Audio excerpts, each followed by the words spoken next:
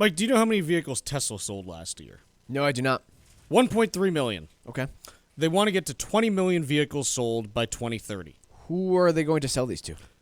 Do you know what the largest automaker is by volume in the world currently? Volkswagen. Toyota. I was going to guess Toyota, but you wouldn't let me. About 10.5 million. Do you know how many Volkswagen sells? 9.2. About 10.4 million. Okay. Tesla is trying to sell the combined totals for Volkswagen and Toyota under a single brand at a very high price point. And the latter part matters, okay?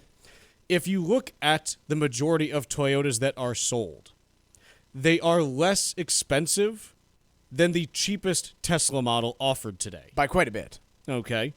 Just as an example, the Camry and Corolla, which are two of, you can even throw the RAV4 in there. Those are Toyota's 3 best-selling vehicles, the Camry, the RAV4, and the Corolla. Overall, again, and I'm talking in the U.S., none of those come even close to that $44,000 average, minimum, that you get on a Tesla. Yeah, so, I mean, look, realistically, I think Elon Musk is aware that he needs to find a lower price point vehicle in order to reach any of these numbers. My point would be, it doesn't matter. You're not going to sell the combined volumes of Toyota and Volkswagen, even if you had a $30,000 electric vehicle, which you don't. Furthermore, nobody's buying it anymore. Nobody's buying what? Your claims. Oh, yeah. I'm like, no, like, people are still buying Teslas. No, people are still buying Teslas. People just aren't believing what you are saying anymore because you have done so much damage to your reputation of truth-telling. Even though I will say, on the Tesla side of things, on their sales volume, just a couple things of note. If you go to the Tesla website right now and try to buy a Model 3. How long is it taking? March 2023. I believe it's March 2nd right now. Ready to go. Okay. If you want to buy a Model Y, which is the SUV, basically version of the Model 3, you are in April to June.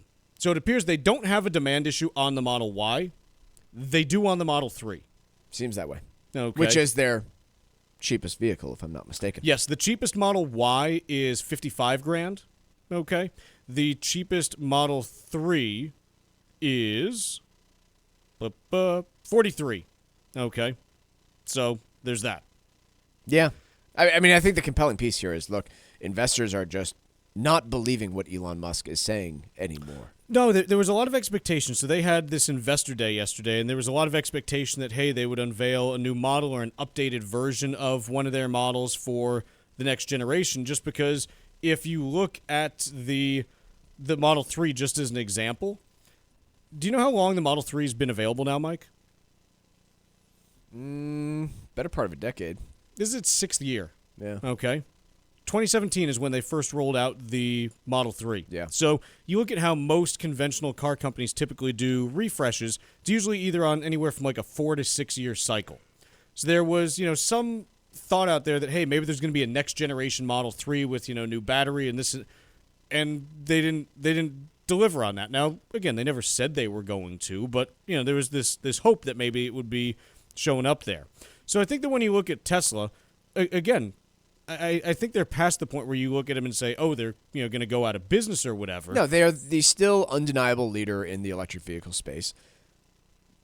But the unsubstantiated claims of how many vehicles they're going to produce, while at the same time every single car company out there is trying to compete with you, it's unrealistic. There are no robo-taxis. There's none.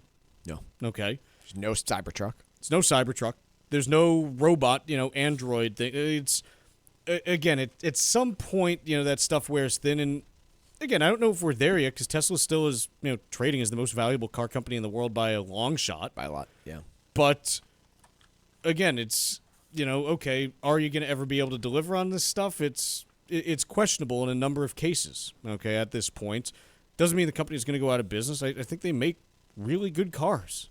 Okay, and they're profitable in doing so with good margins. The problem is the stock price is assuming that they will sell 20 million cars. Millions and millions more of those. Yeah. Yeah.